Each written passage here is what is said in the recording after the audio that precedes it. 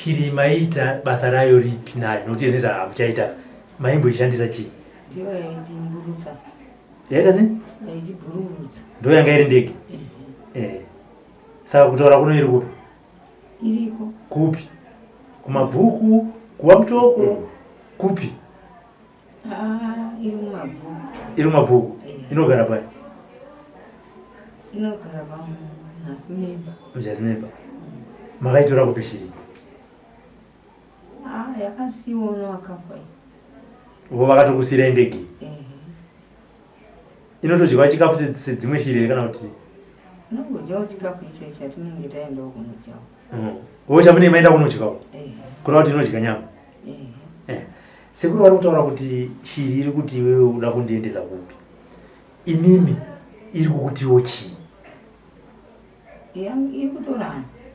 tini handiri kuenda saka ndikatega ndiende sekuru waona kuti wangandipowo here zvokuti Shiri ibvume uya nayo urayi woiritoramba kuti nandiende.